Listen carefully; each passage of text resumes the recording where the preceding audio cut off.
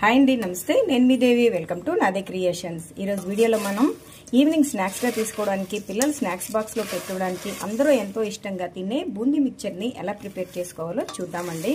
పిల్లలు ఎక్కువగా ఎంజాయ్ చేస్తూ తినేది ఇదే కదా. మనం బయట షాప్లో కొనేటప్పుడు ఎలాంటి ఆయిల్స్తో తయారు చేస్తారో తెలియదు కాబట్టి ఆ ప్రాబ్లం లేకుండా సింపుల్గా మనమే ఇంట్లో దీన్ని ప్రిపేర్ చేసేసుకోవచ్చు. మరి ఎంతో టేస్టీగా తక్కువ టైంలో చాలా సింపుల్గా ఎవరైనా ప్రిపేర్ చేయగలిగే ఈ బూందీ మిక్చర్ని ఎలా ప్రిపేర్ చేయాలో ఈరోజు మనం వీడియోలో చూద్దాం. కారబూందీ కోసం ముందుగా మనం పిండిని ప్రిపేర్ చేసుకుందాం. దీనికోసం ఇలా ఒక బౌల్ తీసుకొని దాంట్లో ఒక స్ట్రైనర్ని పెట్టుకొని 2 కప్పుల వరకు శనగపిండిని యాడ్ చేసుకోవాలి. అలాగే 2 టేబుల్ స్పూన్ల వరకు బియ్య పిండిని వేసుకుని ఒకసారి బాగా జల్లించేసుకోవాలి.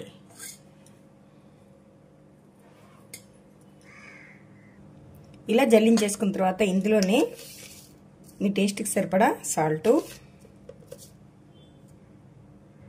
అలాగే కొద్దిగా కారం.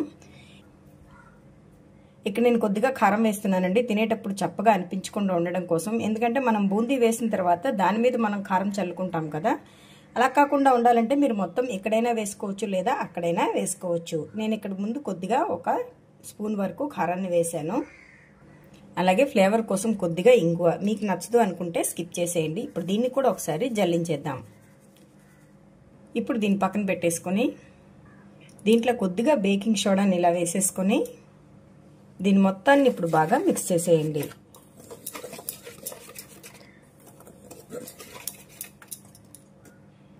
ఇలా మొత్తం కలిపేసుకున్న తర్వాత దీంట్లో ఇప్పుడు కొద్దిగా వాటర్ని పోసుకుంటూ ఎక్కడా లంప్స్ లేకుండా కలిపేసుకోవాలి. ఒకేసారి ఎక్కువ వాటర్ పోయొద్దండి, కొద్దిగా పోసుకుంటూ కలుపుకుంటే మనకి పిండి పర్ఫెక్ట్గా కలిపేసుకోవచ్చు. చూడండి, పిండి అయితే కన్సిస్టెన్సీ ఇలా ఉండాలి. ఇలా వేస్తే మనకి జారుతున్నట్టు ఉండాలి. మీకు ఇంకో విధంగా కూడా చూపిస్తాను.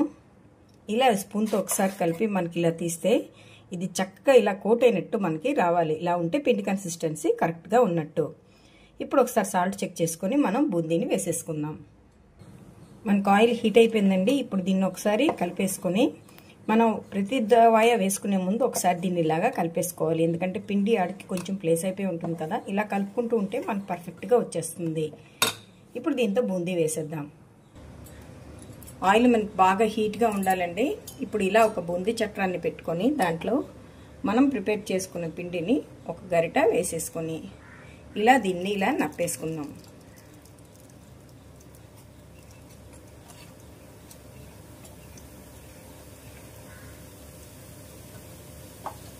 మీకు మళ్ళీ కడాయి పట్టేటట్టుంటే అలా ఎక్కువైనా వేసుకోవచ్చు.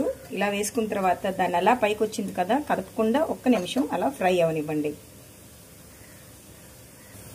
కొద్దిగా ఫ్రై అయింది కదా, ఇప్పుడు ఒకసారి అటు ఇటు కలుపుకుంటూ ఫ్రై చేసుకుందాం.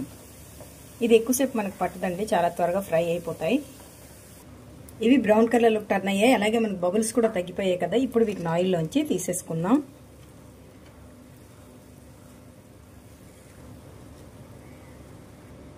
ఇలా ఫ్రై చేసేసుకోవడమే. మొత్తం తీసేసాక మళ్ళీ ఒకసారి ఇది పెట్టుకోవాలి. ప్రతిసారి ఈ కన్నాలను మాత్రం క్లీన్ చేసుకోవడం మర్చిపోకండి. అంటే కన్నాల దగ్గర మనం ఒక్కసారి తడితే అది ఎలాగా కిందకు వచ్చేస్తుంది. మొత్తం వేయించేసుకున్న తర్వాత దీంట్లో కొద్దిగా పల్లీలను ఇలా వేసేసి 1 నిమిషం ఫ్రై చేసేసుకుందాం.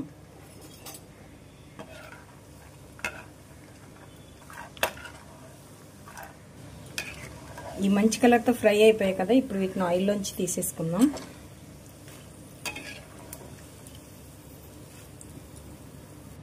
ఇప్పుడు స్టవ్ని కొద్దిగా సిమ్లోకి అడ్జస్ట్ చేసేసుకొని ముందు ఇలా చట్రం పెట్టుకొని దీంట్లో కొద్దిగా అటుకులను కూడా వేసుకోండి. ఎలా వేసుకున్నా మనకి స్ప్రెడ్ అయిపోతాయి.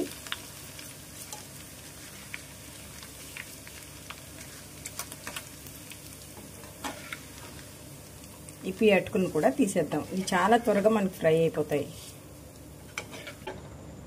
వాటిని తీసేసిన తర్వాత కొద్దిగా కరివేపాకు,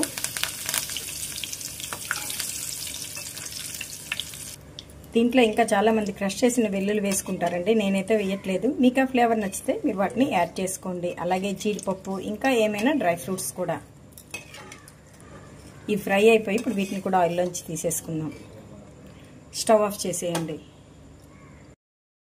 ఇప్పుడు ఇలా వెడల్పాటి బేసిన్లో మనం ప్రిపేర్ చేసుకున్న బూందీ, ఫ్రై చేసుకున్న కరివేపాకు, ఫ్రై చేసి పెట్టుకున్న అటుకులు, ఫ్రై చేసి పెట్టుకున్న పల్లీలు, కొద్దిగా కారం, మనం ముందే పిండి కలుపుకునేటప్పుడు కారం వేసాం కదా, చూసుకొని కొద్దిగా వేసుకోండి.